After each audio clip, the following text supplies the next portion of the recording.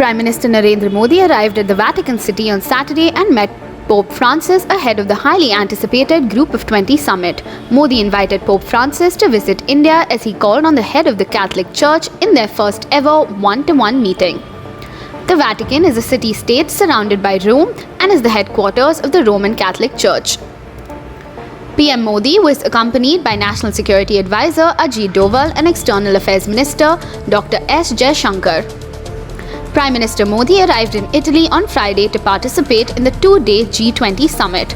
This summit will be the 8th G20 summit attended by the Prime Minister. Foreign Secretary Harshvardhan Shringla on Friday had said that Prime Minister Modi will discuss the global economic situation, COVID-19 pandemic, sustainable development and climate change with G20 leaders.